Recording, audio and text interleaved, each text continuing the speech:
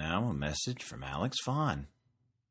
Hey guys, look, I don't know what I did to upset you, but you're not returning my calls or texts. I'm home now, so I can podcast again with you guys. Just let me know the date and time. You know I'll be there. You know that, right? Right? Phone number didn't change when I was in Europe, if that's what you're thinking. Well, talk to you soon. Maybe. Alex.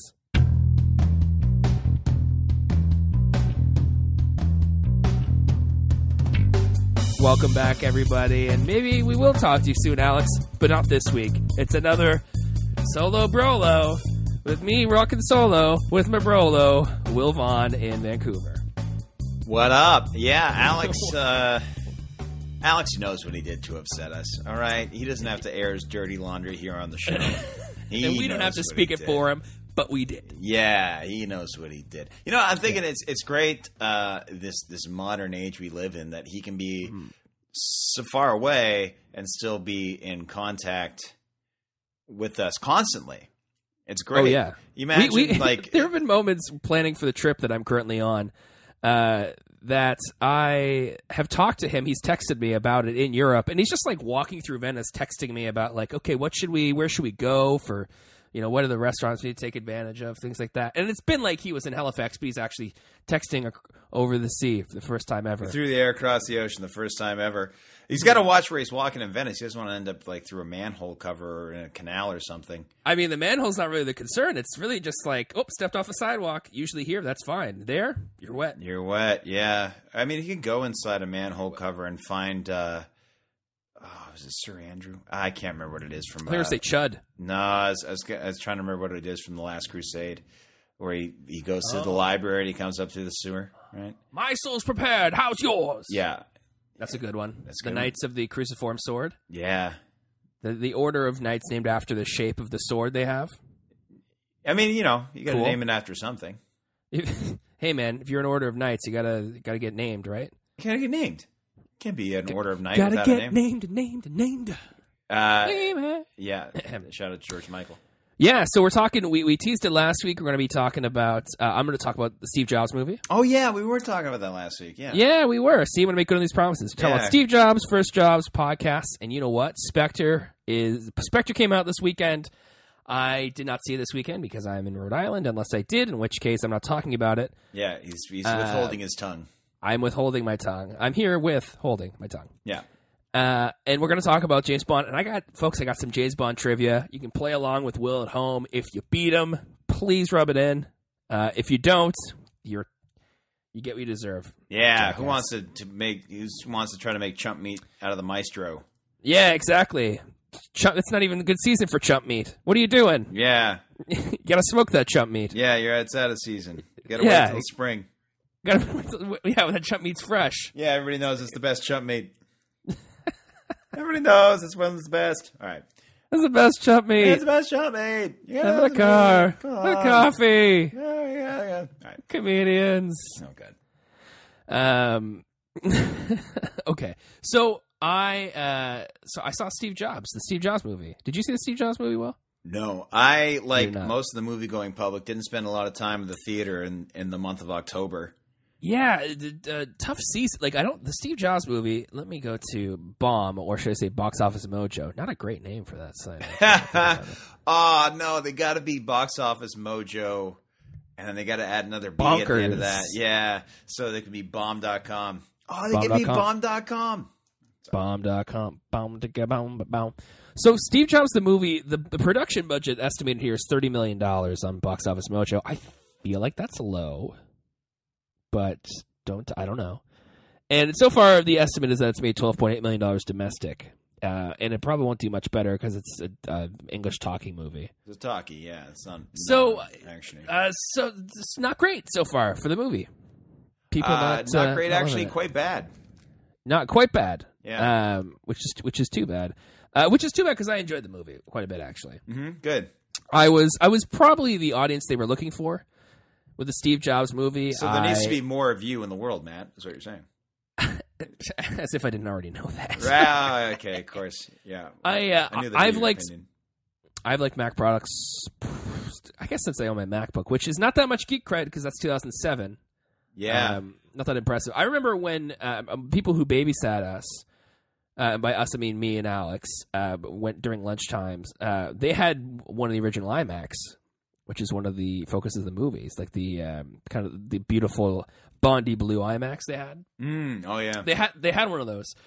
But then I guess the big thing was when I got my MacBook, because you guys had MacBooks, and I was like, well, I want some of that. And then I was pretty hard into Apple as a thing, and especially now I'm just kind of interested in its content and curious about the company. I think it's interesting stuff. Yeah, I'm curious. I want to know what you do here. Yeah, because I think Alex got one, and then I got one because we were always a PC family. Because I think not most people correct. were, right? Like it's not. No, we were very politically incorrect. Incorrect, of course. Yeah. Yeah, man. It was just us and Bill Maher. It helped that Bill Maher raised us. Yeah. Yeah. And yeah, most families had a PC, and then for some reason I got Mac. And basically, I learned that Mac and PC have their parallels, and I just got to figure out the parallels. Like the X's are on the opposite sides of the windows, like where you X and minimize and close the window and all that stuff. It's on opposite sides. On Mac, it's on the left. On PC, it's on the right. That's about the only difference. So that's what we learned from IMAX. From IMAX, it's true. So the Steve Jobs movie is if you don't count documentaries, the second scripted Steve Jobs movie. Almost said James Jobs. Close. Yeah, that's a although Michael Fassbender has been touted as a replacement for Daniel Craig down the line, who would not be a bad option. He's Scottish, right? He's Irish German. Irish. Oh yeah, I have opinions about the next James Bond, by the way. Oh, okay. And and a few other things. But anyway, so Michael Fassbender is Steve Jobs in the movie. The Steve Jobs movie, they take a very different tilt than the Ashton Kutcher movie. The Ashton Kutcher movie is much more of a biopic. Starts with young Steve Jobs, and then it ends with him revealing the iPod. The thing I talked about specifically with that movie is that Ashton Kutcher was very focused on getting the Steve Jobs walk right. Yeah, and it's very creepy what he does. Like if Steve Jobs looked natural with it, he just looks like he's doing some weird spider person. I know we're late on Halloween, but it's just uncomfortable to watch him move. So the conceit of this movie is that it's essentially three different scenes. It's when they released the original Mac in 1984. It's when they released the Next Cube in 1989. It's when they released the iMac in 1997. So it takes place over 13 years, and you see Steve Jobs grow as a person or not grow, and just kind of be an interesting person the whole time. I think that Fassbender did a really good job with the character. I thought he was really interesting. They focus very heavily on the father-daughter aspect of it. There's a whole kind of dimension of Lisa Jobs being kind of a focal point, and originally the controversial thing, which is that he didn't even believe that she was his daughter for a long time. And there's some hopefully some reconciliation down the line with that movie, within the movie, and it's good. I think I liked it. I think the 3-scene thing was almost a little bit too much of a gimmick. Like I wish they would have kind of veered off from that a little bit more. But I guess it does kind of pin down a movie that could be kind of off the rails, which is what I think the Ashton Kutcher one did. Although I do wish that they went, if they were going to do 3 products, I wish they did the original Mac, the iMac, and like the iPod. Maybe not the iPhone, although maybe the iPhone, just because like the Next Cube thing is like, well, no one knows about, like that's not a thing people know about. Yeah, like his time at Next, it's like he did more at Pixar than at Next than we know of. So I think if I had to get them to do something different, I probably would have done. I would say, well, I'd do that. But I would be telling Aaron Sorkin something, and I wouldn't want to do that. Aaron Sorkin does an excellent job with the script. I thought it was very interesting. Just a couple thoughts from the movie, like more unique thoughts. There's a part in the last section with the iMac where Steve Jobs is looking at a table, and the table is white with like a bunch of multicolored squares on it, and it's kind of obviously supposed to look like an iPhone. And I don't know if you're supposed to get the idea like, oh, he sees the iPhone looking table and he's like storing it in his mind for later, but it's like a weird kind of like okay, we're not going to talk about the Apple products that you know best, that you've grown up with more than these ones, but you're going to have little hints of it. And apparently, I've seen things online that are like, and there's also kind of things for hints at the iPad, and even one for the Apple Watch, which is dumb because he wasn't there when he came out with the Apple Watch. It's because he looks at his watch. He's like, "Oh my, look at the time." And then there is a section where he talks about a watch, but I don't think it's not really related to that at all. But there's definitely an iPhone moment. And the other thing I want to talk about is I think there is some of the worst extras acting I've seen in that movie. Oh, nice. I remember hearing a director talk about one of his movies and saying like he's doing a scene and everything like that, and afterwards he's like, "I think we got that." And one of the ADs comes over. I think it would be an AD. You know better than I would, but they come over and they're like, "Yeah, you should probably do that one again because the extras in the back row were being terrible." Like they were like, it was horribly done. Because the director doesn't direct the extras, the AD does. Yeah. If the director talks to the extras, then the extras get to be upgraded to actors. Oh gosh. So don't. Yeah. So only the AD tells them what to do. There's moments in the last section where extras are supposed to kind of act awkwardly. Okay. And it might be how Danny Boyle shot it too, because there's a lot of actors being like their faces are just the visual example of like, "Ooh, awkward. Oh, I wish I wasn't here." Like it's just they're really laying into it. It was cringy. Yeah. It was bad extra acting, and you're watching Kate Winslet crush it. You're watching Seth Rogen crush it. You're watching Michael Fassbender crush it. You're watching 3 different child actors. I mean, the last one's 19, so she's barely a child actor, but do a really great job. And then there's just like cringy extra acting. Yeah. It's painful. I should have. I'm looking at this next cube, by the way. This is not an attractive piece of machinery.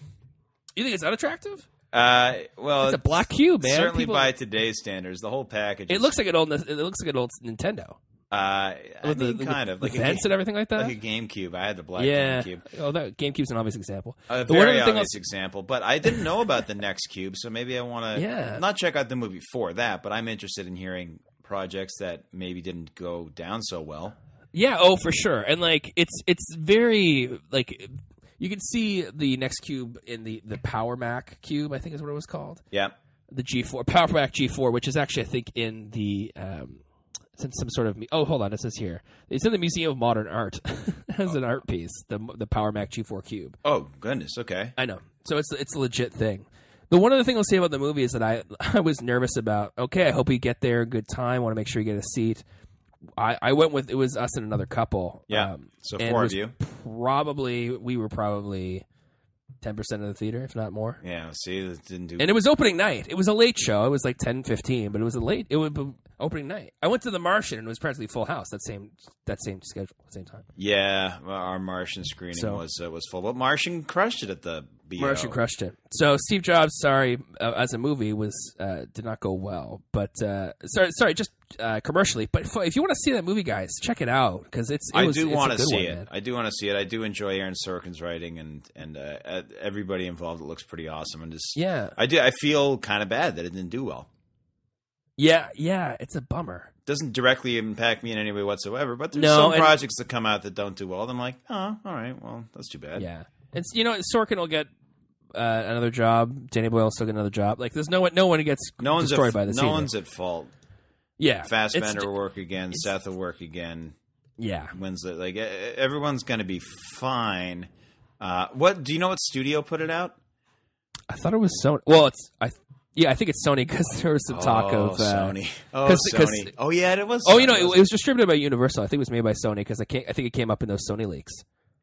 Yeah, we might talk about later because I think Fincher was attached to this for a little while, but I think he kind of played them a little bit on that. I don't know what his game was there.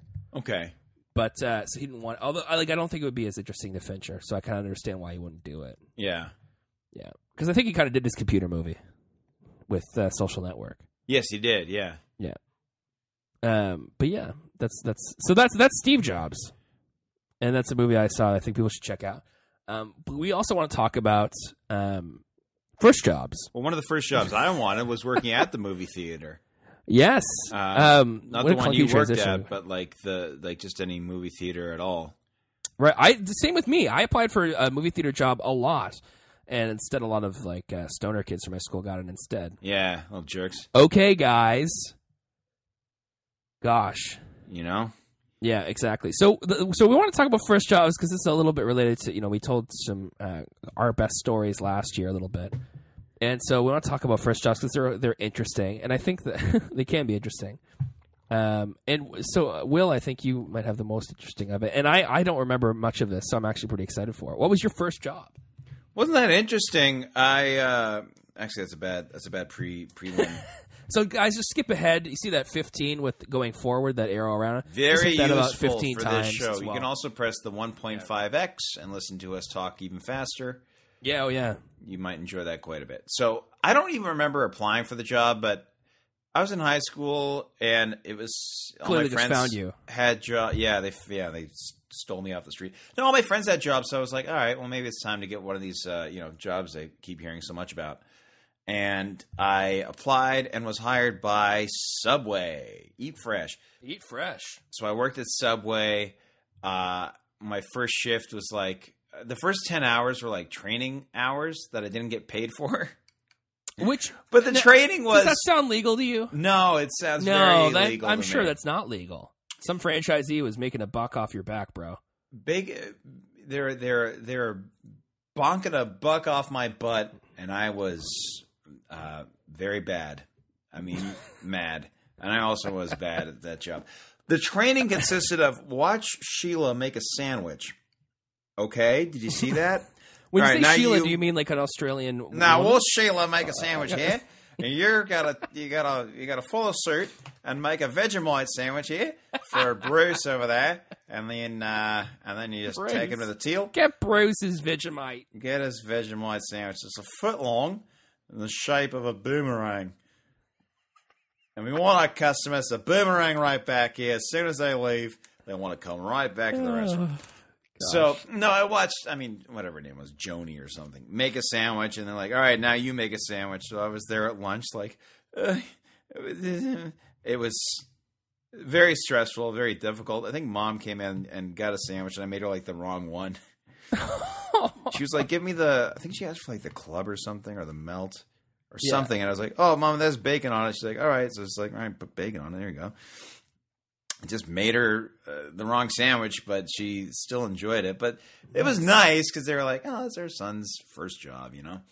Here we are at the Subway. So I worked Subway, but I worked nights because I was a high school student. Obviously, I wouldn't work there in the daytime. So how old were you at this point? I was 17. You're 17-year-old working at Subway, so that's pretty young. No, I was 16 working at Subway because it was right before my 17th birthday. So I worked at a Subway close to us, and then they moved me to a Subway that was quite a little bit further away down. Down Portland Street, right? Down kind Portland of by the old movie Street. theater? Yeah, the Subway is still there, but it's just in a different spot because they renovated that superstore. Right. No, actually, this was the Subway. It used to be right next to when it was Pizza Hut, and they moved it like across the street. Yes. So it's still kind of, there, but it's not there. Yes. So I worked at that Subway, and I worked there from like 9 to 3. So 9 p.m. to 3 a.m. 16-year-old. 16-year-old me by myself at Subway with like a couple hours of training. And That you weren't paid for. Unpaid hours of training. Unpaid hours of training. I'd have to, make bread and clean the rubber bread pans and clean all the knives and, clean up and everything. And somehow I like was able to have like a half price sandwich or something every night. I don't know how they figured I was like responsible enough to like pay them and not steal anything. Right. So I worked there, and then one week I won on a Pepsi at school tickets to a show called Snow Jam. And Snow Jam was sponsored by, I don't think it was sponsored by Much Music because I think that was Snow Job. But Snow Jam was, it was like a festival on Citadel Hill in September. I don't know why they called it Snow Jam if it was in September. But it actually was in September. But it was in September. Does not make sense. And it was Treble Charger and Sloan and Gob and one other band I can't think of. I was going to ask you what year it was, but I think you just kind of hit that year. 2001. Pretty much on the head, right? 2001. Nailed it. Treble Charger. Treble Charger up in this. Beautiful. Right? So I won tickets to Snow Jam, and my friends had tickets also. So it's like, well, I definitely want to go with them to the Snow Jam. So I was like on a Saturday, and I think I had to work that night. And so I was just like, all right, well, I need someone to cover it. And like, well, we can't find someone to cover it. We found somebody from another restaurant to come in and work it, but you have to leave him $20 in an envelope under the till. So I was like, okay. So that Friday is so weird. It's so shady. That's so wrong. It's like so a 16 shady. Give him $20, which back then the minimum wage is probably like $3.50. That's like a week's wages probably. It was because I didn't ask for the time off when I just started, and I wanted the time off right away. If you have to switch a shift and you have to leave $20 in an envelope under the till, there better be some drugs for you when you get back. Right? Good ones, that's too. a drug deal. Strong drugs. Yeah. The good ones. He deserves, like those prescription ones that you have to get and then you sell T3s, yeah. Yeah. Give some T3s. We don't encourage drug use. We don't encourage drug use. Don't. We also don't encourage companies being crappily managed by bad people. That's right. Evil. Which I am being specific about Subway. Evil people. They're being real Jareds about this. Oh God. That was way too maybe too strong a point. But I left him anyway. I left him $20. I didn't because I couldn't find an envelope. Amazing. So I did not leave him $20, and Good. I just left because I was like, I don't need this job. Take this job and shove it. I don't work here anymore. Did you quit on the way out? Yeah. I worked there for like 3 weeks all told. I basically quit right away. I was done. Right. Because they were making me work till 3 a.m. I was making me sleep in and miss school. I remember calling Mom one morning and be like, I'm in, Mom. What do I do? Did you have to stay till 3 a.m. on a week not a week school night? No. But your school schedule was still super whacked. Yeah, but it was a bit of a flimsy excuse though. I was like, why did you sleep in? That's because I work a late job. That's why. I'm a 40-year-old man. I'd leave $20. Come on. What am I supposed to do? And so, was somebody cool with that? They said, cool, I love you. Goodbye. No, all right, don't let the door hit you with a good Lord split you. Did they pay you, though? I thought there was a whole thing where they, sort of almost didn't pay you. That was for, the 10 training hours. It was a whole schmozzle. It was a whole ordeal. It didn't end well. And then that manager at Subway managed Alex at Blockbuster a scant few years later. Oh, gosh. Yeah. So if you're listening to this, hopefully you changed your ways. If Jeff changed his ways, I hope so, but we'll see. Jeff is such a manager name too. Yeah, right. It's like, hey, what's up? I'm Jeff. Hey, I think he works at Best Buy now. Oh God! He did the. I'm glad his career has gone in the straightest of lines. He did the SNL thing where he changed his blue shirt from Blockbuster to his blue shirt at Best Buy. It's like, great. Yeah, you guys just work here instead. So yeah, that's. That was Subway. It sucked, but it makes for a funny enough first job story. Oh yeah, I think. And do you ever still have Subway? I used to have it a lot. I used to have it way too much, and now I've had it maybe twice this year. Right. I had it once. I've had it once. Once when Ian and I were playing Arkham Knight, and we decided to get Subway in the middle of it because that was our tradition. We did it the first time we played Arkham Knight. Oh, but nice. There have been years previously when I've got it maybe 50 times a year. Oh wow! So you're on a weekly, which is too much. Probably, yeah. It was when they had the $3.99 or the $2.99 6-inch or something. Oh yeah. That's good. $5 footlongs is one of those things where you're like, well, am I really going to get a better deal than this sandwich wise? Subway's great. It's a great company. It's a great people. Well managed. Not a Jared in there. Folks, if you have kids and your kids are maybe around 16 years old or so, legally allowed to work, and they're looking for a place to go, Subway restaurants. Subway. Why French. not? Eat French? Eat French. Eat fresh. Eat French. Fries at McDonald's. Or in French, manger fraise. Les frites. Oui. Fraise is strawberries. So that was my awful first job. Matt, you probably had a better one, right? I think I had a better first job. I worked at Chapters. I worked at Chapters at Micmac Mall. I worked there 9 years ago. Which is still there. It's still going strong, I think. They actually have, I'm pretty sure they used to have the pop-up Halloween store in the same place because they moved the Future Shop, but I think they moved the pop-up to the former Target. So they went from one failure to another. Oh, God, Target, yeah. Yeah, so I worked at the Chapters at Micmac, and I had a much more positive experience, I would say. Because you didn't work by yourself till 3 a.m. on Portland Street. Did I tell my mystery shopper story on here? No. I think you told it in life. in life. I do have, okay, so I want to tell 2 stories. The second one's about Harry Potter. This first one's about Mystery Shopper, and so Chapters is one of those stores that uses mystery shoppers. They hire an outside firm. People come in, and they're supposed to they get the money to buy things, and they're supposed to kind of test you out, do certain things, and then these companies sell that information back to Chapters, and they can use it as kind of a performance review thing. And because it's a mystery shopper, you don't know who it is, you don't know how to treat them. So. I got a mystery shop. So what happened was one of my managers calls me into the office. Really good management there, by the way. I actually really enjoyed them. Nice, good. The people who worked there. I think there was a good kind of person that was attracted to working at Chapters too. And so when I was called into to the office, they go, "Hey, just so you know, you were mystery shopped." I said, "Perfect." And they were like, "Can you describe some things you did yesterday?" And I was like, "Why?"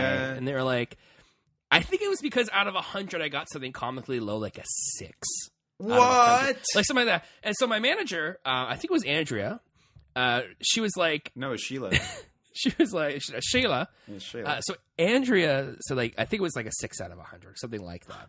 And she was like, "So what happened?" Have you got a 6 out of 100 on anything in your life? I can explain. And I can explain this. I can explain this. All right. Have I ever got a 6? No, because 6 out of 100 is just above 0, which is what you get for doing nothing, for not even showing up. That's the mark you're going to test you on too. A 6 is I don't think if you write half your name, you get a 7 on your test. I think if you breathe on the paper, you get a 6. You get a 7. Yeah, you walked in. So what happened was this mystery shopper. It was a Friday.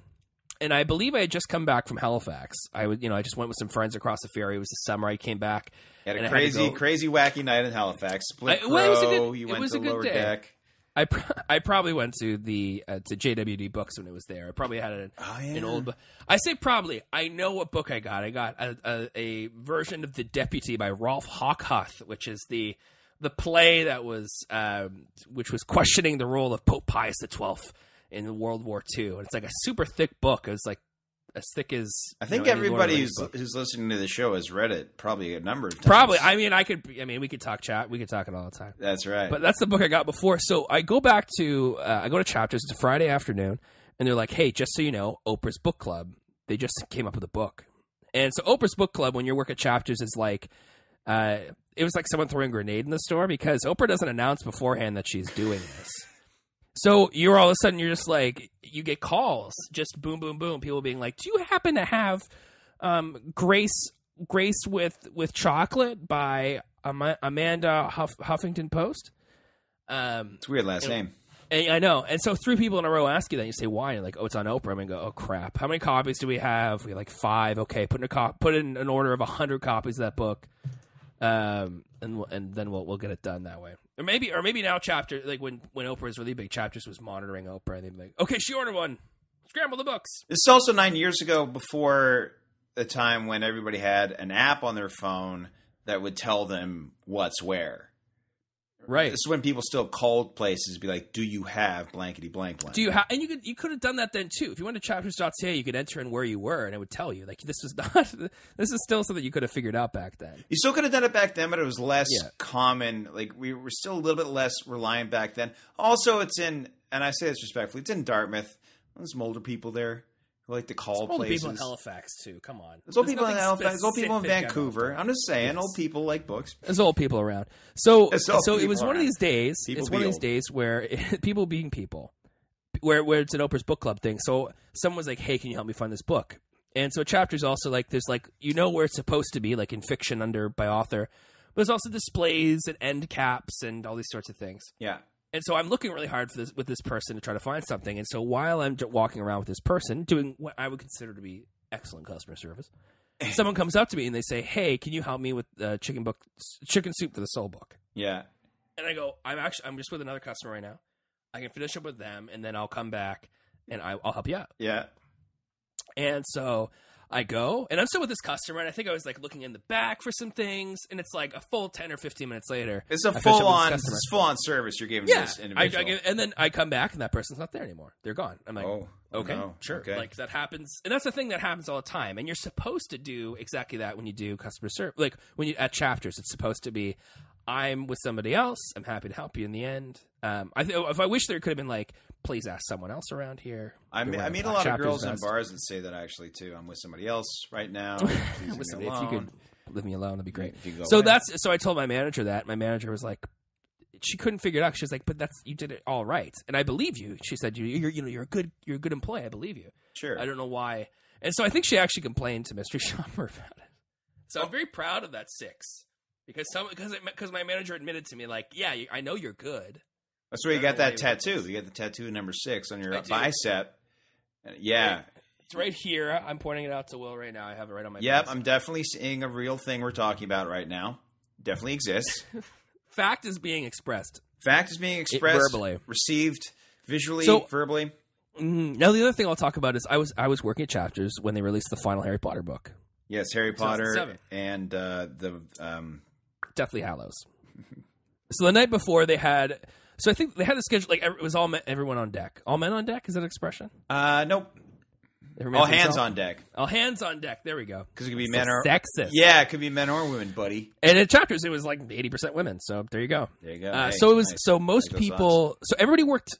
I think everybody worked the launch night and then half worked the next day. And so I worked the launch night until 10 o'clock, I think. And so the launch night was crazy because there's people there all night. And at one point, they're like, hey, this is Dumbledore costume in the back. Do you want to put it on and walk around and be Dumbledore for people? Also, there's 80% women here, so you're a guy. Please put it on. You're a guy. Please do it. So I got to be Dumbledore, which was great because in the book before that, he died. So there's like 8-year-old kids being like, aren't you dead?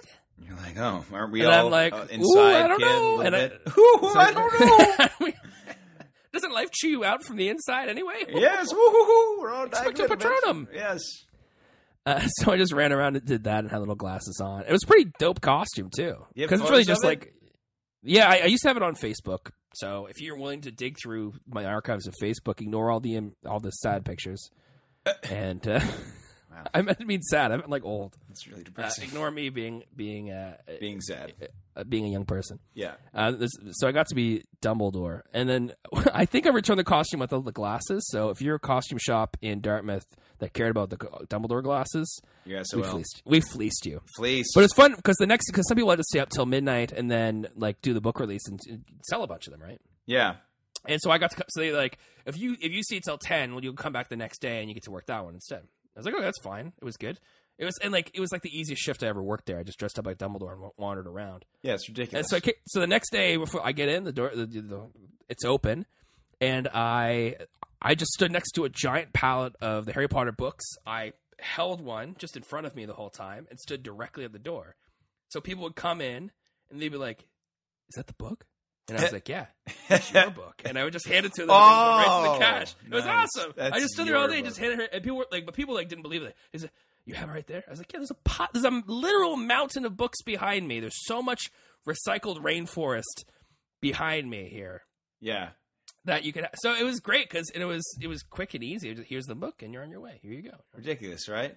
We can't get. And the best part about that is I think Mom still got me the book at Shoppers Drug Mart. Because it was like, with my discount, it was like $28, I bet, and it was $24 at Shoppers, something like that. Because all the drugstores used to undercut the bookstores to do that, which I don't think they do for any books anymore. No, but you still have that. Too. You still have that $4, right? That's why you have number 4 here on your other arm for the $4 you saved. Yeah, Boom. Show me that tattoo also. Boom. Oh, look at that. It's a real there thing. It is. So I worked at Chapters, and then I got a job in Halifax, and I worked at the Coles in the Halifax Shopping Center, which was similar but different in some ways. Yeah, and, similar but different. Yeah, same but different. That was it. Same but different. So that was it. So that was my first job. Yeah, I keep forgetting how many photographs you have on Facebook. You're actually trying to find this. I'm doing it in like the most roundabout, worst way. You're wasting your time, friend. No, found it. Did you actually find it? Yeah. That's amazing. That's ludriculous. That beard is so in a crazy. Good way. July 22nd, 2007. July 22nd. So I think the book came out on the 21st. I think it was Mom's birthday when it came out. And I think I posted that the next day. Yeah, but that's definitely... You do not look happy at all. What is wrong with you? Enjoy yourself a little bit. See, now I have to find this. Actually, there's a better... Podcast. Okay, so there's one where the beard has a hair tie around it. and there's an earlier one, I think, with the beard without the hair tie around it. Okay. You as Albus friggin' Dumbledore. Yeah. See, the kids in the school uniforms are having a better time because they just got to wear a tie and a shirt. Yeah, I think that's probably. Oh gosh, you got glasses. The wig that looks pretty sweaty. Actually. That was probably Susan and what's that guy's name? He looked like a Greg. I'm going to say it was Greg. There is a Susan.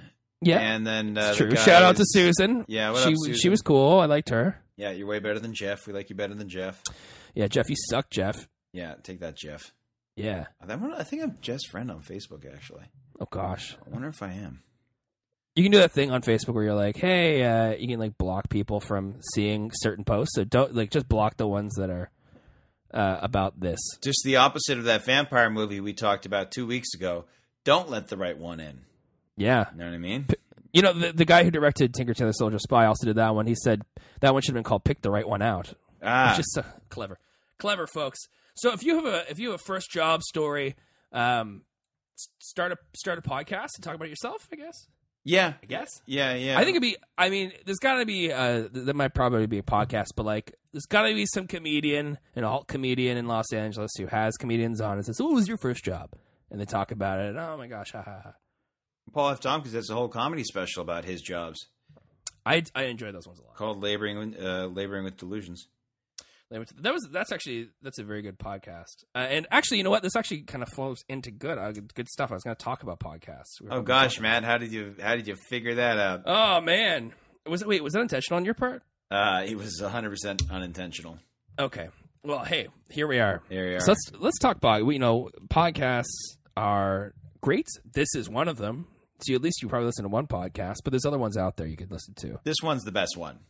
This is easily the best one. Yeah. This is now, the best I'm subscribed to this one on iTunes. If you're not, you should, because it's just, you don't have to do any work. You just subscribe. It shows up in your feed. You listen to it. You give us money for it eventually, and it's all good. Yeah, maybe $20 or $30. We'd appreciate that a lot. 20 or 30. Just if you could take $20 and put it in an envelope. Yeah. Slip it under the till. We'll come by later. We'll divide it between us when there's another one of us.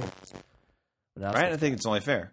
Yeah, exactly. So I want to highlight a few podcasts. I'm currently listening to one that is going to be very handy shortly. It's called the Star Wars Minute. And I was surprised that you didn't know about this podcast, Will. No, I was unaware. Unaware. You were caught unaware. Yes. Caught with your pants down. Yeah. And so Star Wars Minute, as the name suggests, they go through Star Wars and they talk about 1 minute of the movie like at a time. So they do one podcast and it's 10 to 20 minutes about 1 minute. And then they do the next minute the next day, and they do it every day for a week, and then they do it until the movies are done. Really? So they did Star Wars. Yeah, they really. So they did all of it. Was now called A New Hope. They finished Empire and Return of the Jedi, and they're just starting what they call the Naboo movie because they don't love the prequels. The Naboo movie. So they're going to start that one. So I listened to and so like they have a guest on, and it could be a little bit hit or miss. Like there's one I'm listening to Empire Strikes Back right now.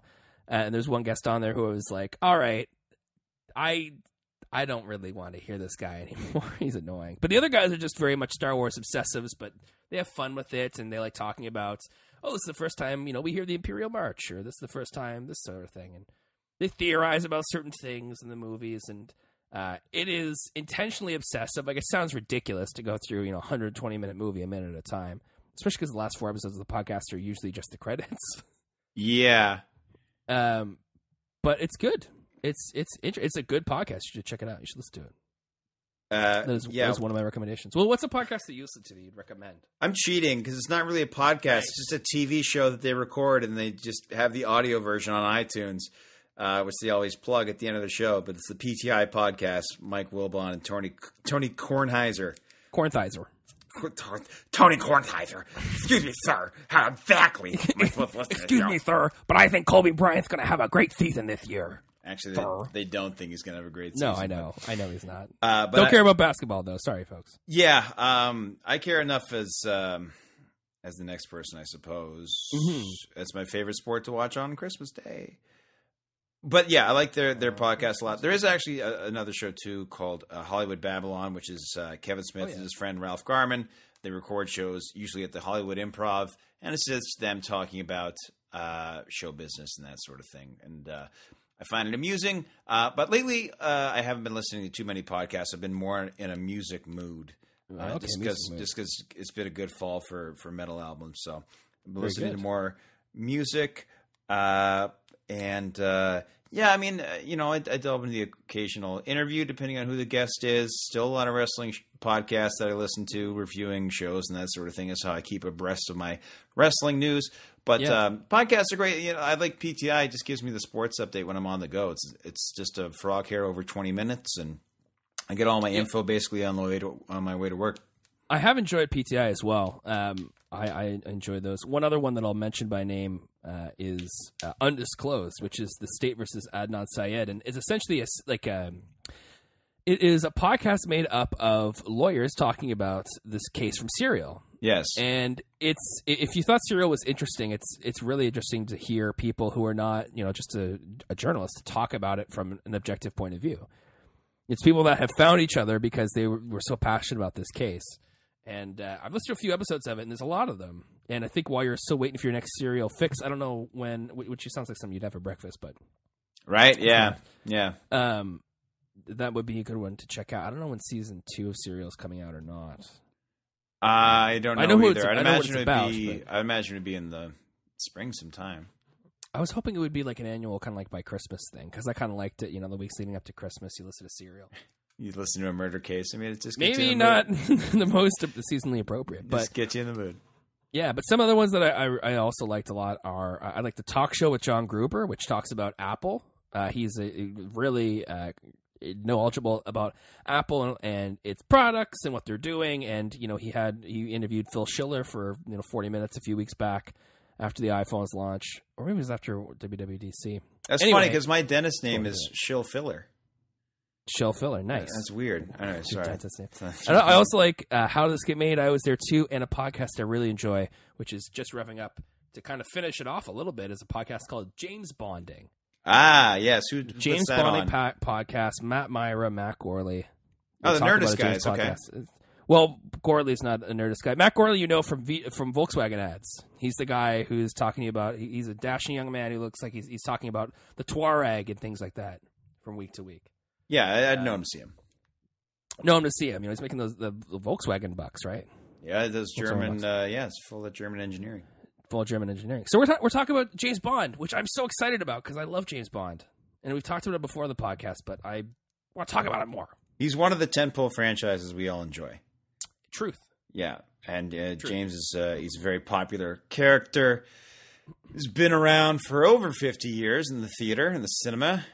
Based on books. Not in plays. Not in play. Oh, James Bond play would be so cool. It would. No, it'd suck. I don't think it would be good at all. It would suck. But it is based on books. I do have some books here on my bookshelf. Which books do you have? I haven't read any of them. Here's what happened. I was on Kijiji 2010, and I don't remember why I was looking for it, but I just found a guy in Halifax who was selling like 20 or 30 James Bond books. Or more than that, I'm not sure. And so I was like, yes, please, I'll take those. I'll sign up. And I think it was like for $50 or something like that, a little bit less. But it was like, you couldn't, like if you went to a used bookstore, you wouldn't have found them for that much. $50 is like $2 a book. I know. I still not even sure how many it was, but I'm looking here and I see, like there's the original, like I think I have Casino Royale and things like that, but then there's the ones that people made afterwards, like Nobody Lives Forever. Ah, yes. Which is a stupid name. I think there was a video game too that was kind of inspired by James Bond. And then there was, oh gosh, what else is there? I can hardly see. Oh, it was like Scorpion. Ooh. Or Scorpius. So like the inspiration for the TV show. Some pretty terrible, yeah, exactly. Some pretty terrible books after the fact. But yes, they're books by Ian Fleming. Did you read all of them? No. Did you read most of them? Yeah, I still need to catch up. But I'll live forever and retire eventually, so I'll get there. Yeah, good. That's the spirit. Very optimistic. Goodness. Do you have a favorite James Bond movie, Will?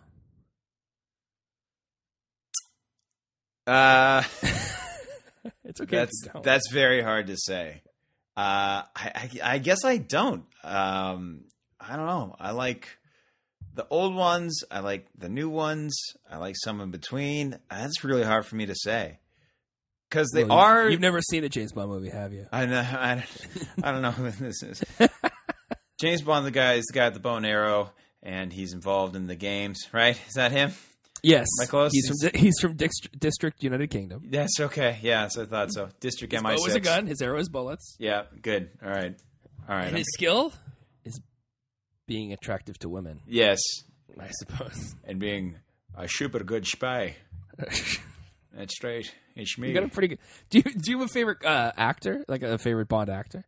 George Lazenby. Hey, there you go. The guy who lied about acting through his teeth, and then for months was tried out by the producers, and they're like, "Yeah, this guy's the real deal." And then he went to the premiere with a beard. They told him not to have one. Do you know how old he was when he did the first one? Goodness, I sound like I should know, but I don't. By the way, though, him in recent interviews aged well. Still looks good. Seriously, though. Yeah. He was 29 when he made that movie. Oh, man. The movie, I will not say which one it was, because it might come up later. Oh. See, it might come up later. All right, so everybody, if you thought you were going to get that question right, and I wouldn't, I'm pretty sure I've got it right. You're pretty sure you got it right? I might change it again. That's okay. Right. Yeah, I think I seriously will. Okay, well, you have to change it on the fly, bro. No, not George Lazenby. There's aspects of all of them I like. That's the thing. I like Sean. I even like Roger's like nonchalantness. I like Dalton bringing the series back to being super serious and heavy. Guys, watch the Dalton movies. Watch the Timothy Dalton movies because they're kind of trying to pull away from the 80s a little bit. Like, I think that the 80s excess really worked really well for Roger Moore movies. Well, because Tim Dalton's like, this guy has a license to kill, which is the name of one of his movies. Hopefully it's not a question coming up later. But this guy is licensed to kill. Yes. He's a murderer. For the government. He's a killer. I don't know if he's not the Zodiac killer. He's not the Zodiac killer, yeah. But he is a killer. He's a killer for the spy. So basically it's like why are we so cheeky about this? Like make it super real and serious again. That was Tim Dalton's kind of idea. But the Roger Moore's, which one is it where he's driving a car that like I don't know. I mean, all of them. He's driving a car in all of them, but he is driving a car in all of them. We're talking about the one where the Moonraker gets a little bit silly. Oh gosh, I still like Moonraker. Everybody thinks. Oh, I do too. There's everybody very hates few it, of them. like there are very few of them that are unwatchable. Moonraker, I return to more often than a lot of them. Basically, the only unwatchable one is Die Another Day. I think, or unless there's more that I'm not. I do want to watch it and do a hate commentary on it. Hate commentary. I would love to do that. I'm pretty sure the people involved would like to do that too because they make fun of it. Oh yes, I'd love to forget it. What's her name? Rose. Shoot, that actress's name. Rose Byrne? No, she's not. She could be though. The name. I probably have her first name wrong. The girl who was in Gone Girl and Rosemary DeWitt. Yeah, there we go. Okay, yeah. Was she in that movie? She was in Die Another Day. Yeah, she was the Bond girl apparently. No, she wasn't. Yeah, she was. She's making fun of it in that documentary. She's like, "Oh yeah, that one." No, she's not in that movie. Will, you're thinking of somebody else. Not Rosemary DeWitt then. Well, it's somebody else. It's it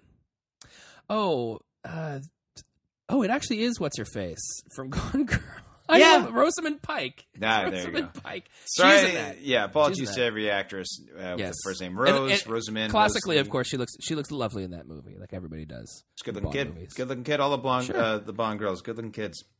Yeah, good. They're all good-looking kids. It's true. So, Will, why don't waste not, want not? Let's do some Bond trivia. What do you say? I say I'm looking down the barrel of a spirally sort of barrel. That has found me. You're walking. I'm walking. I'm walking. Which direction are you going to turn? This is very important. Oh no! Hopefully this isn't a question on the thing. It's not.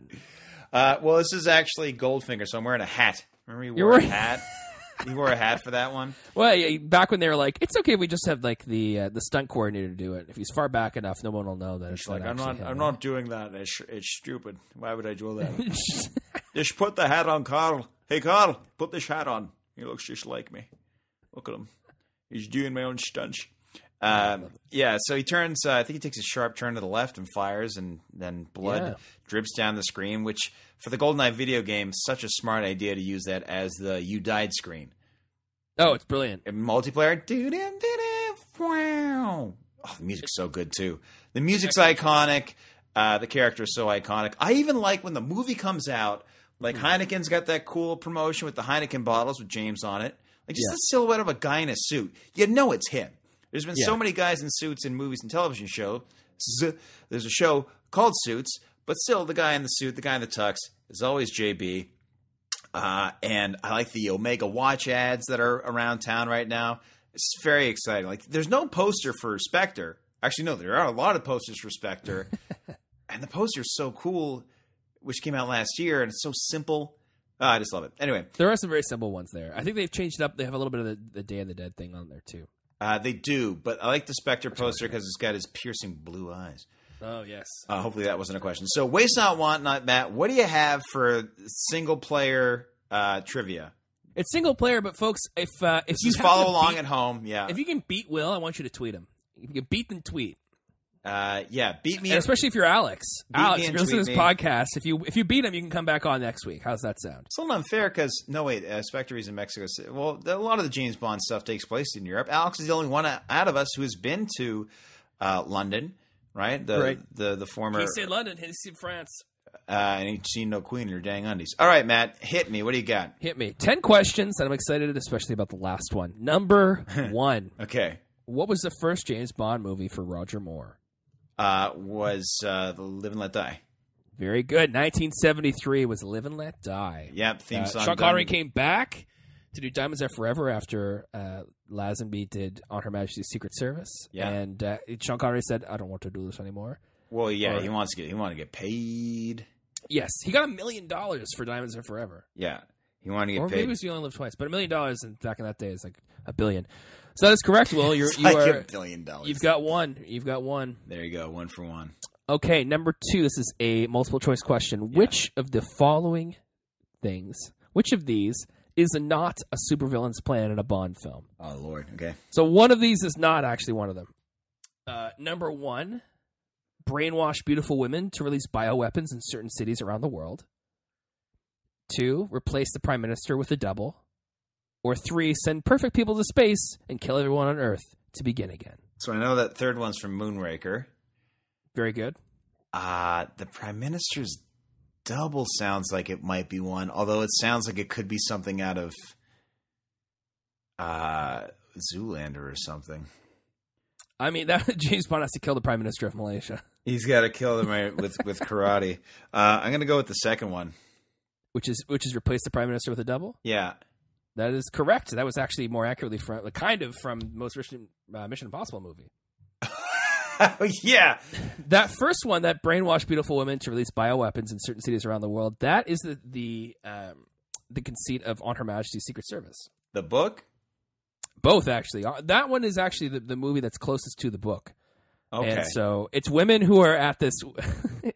They call it an allergy clinic, but it's actually just Blofeld, famous James Bond villain in the Alps, who is he's brainwashing them to take Christmas presents around the world and release them because he wants to go to the U.S. He wants the U.S. to pardon him of his crimes and recognize him as a count.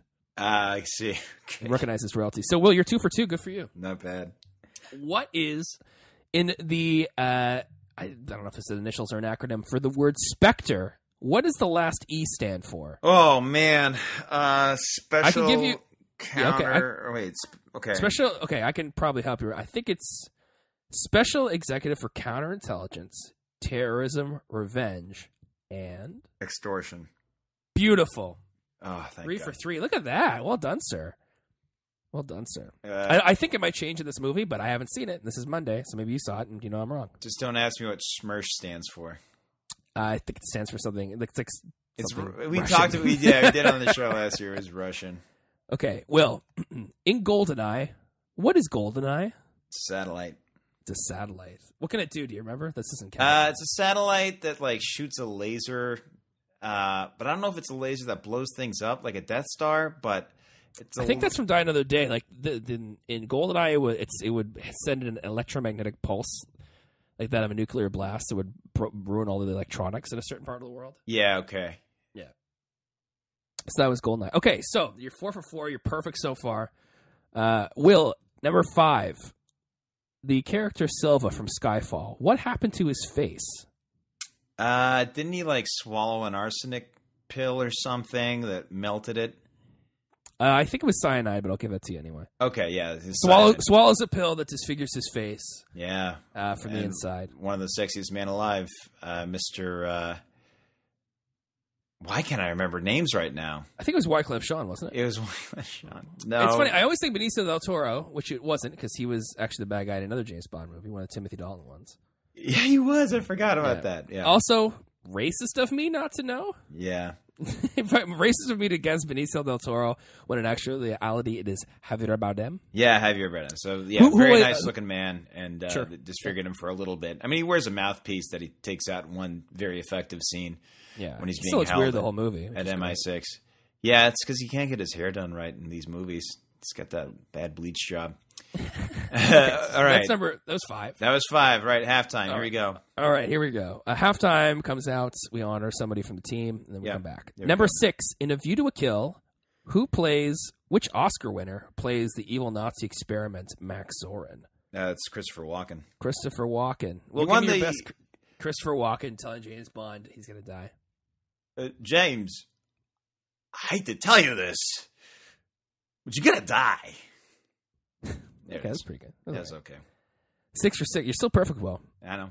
Number 7, who was the only holdover between Die Another Day and Casino Royale?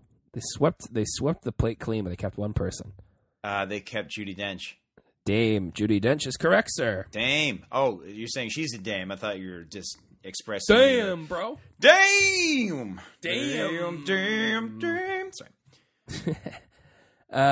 Number 8, in Thunderball. What is Thunderball? Shoot. I just watched this. Oh, this might have been last year. Did you really? Good for you. Thunderball is it's like a code name for an operation, isn't it? It's like code name Operation Thunderball.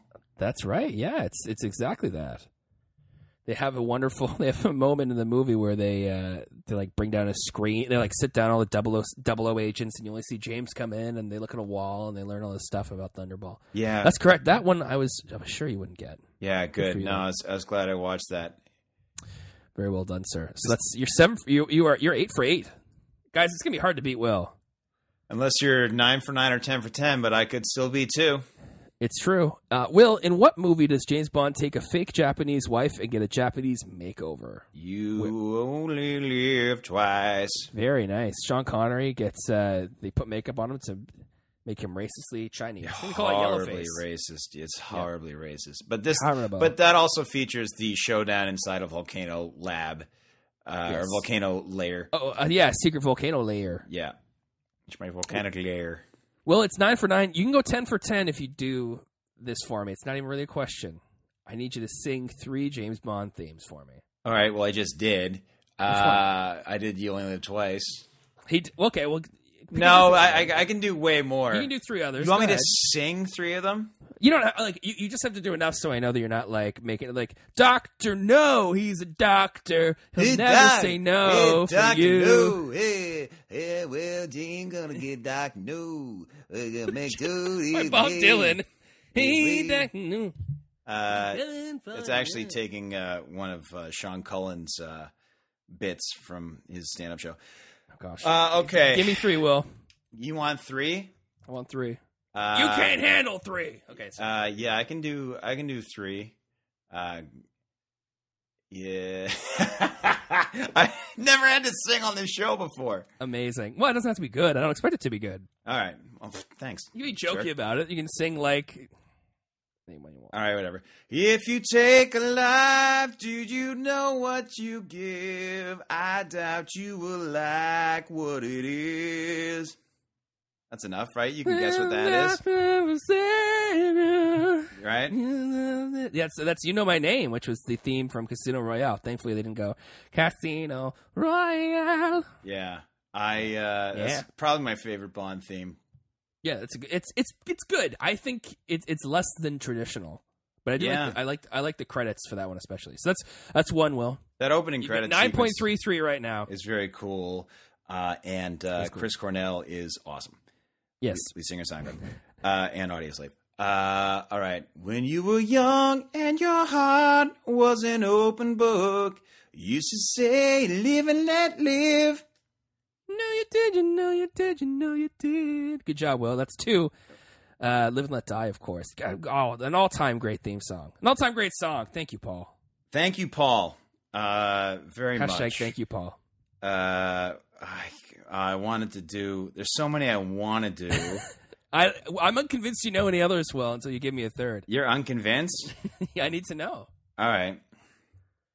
Such a cold finger beckons you to enter his web of sin, but don't go in. That is 10 for 10. Whew. Goldfinger. What a way to end it. That's Shirley Bassey, who stepped into the studio, threw off her jacket, and said, "I'm ready," and sang the song, and then took 2 steps and passed out.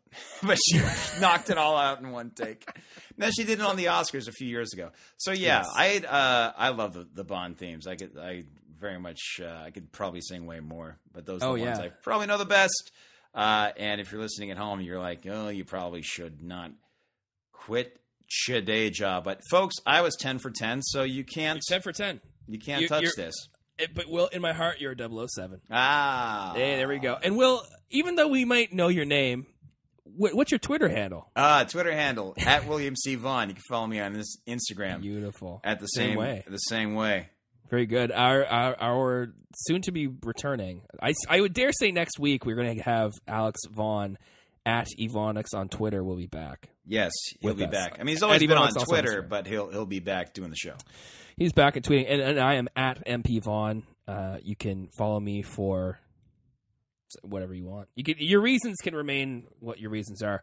You just have to follow me. Your motivation can remain a secret. Yeah, your actor's secret would be good. Just kind of keep that, tuck that in your vest. Right. A vest. If you're dressed up for a James Bond movie, a vest would be good. Yeah, a vest. Oh, a vest would be okay. Or you're with Vest Perlin. Ah, yes, from Goldfinger. Thanks everybody for listening. No, she's from Casino. Oh gosh, she's from 2. She's from Casino Royale and from. No, she's not. No. Oh, I just dangerously close to going 10 for 11. Shut up. And with that, he says jokingly and lovingly. Thanks everybody for listening. Like, subscribe on iTunes. I think we're rising in popularity on iTunes too, Matt. You might want to check that out. Oh, okay. Like, it's kind of weird. So give me some numbers, but we'll talk about that. That'll be at our quarterly business meeting when we talk about expenses. We'll have to record that one, and I'll make sure that I have a button that can throw you into a pit of fire. Right? Yeah. Got to be able to. This operation does not tolerate failure. All right, thanks, folks. Hope everybody enjoyed Spectre. We'll be coming soon with the review. Yeah. All right. Peace out. Peace.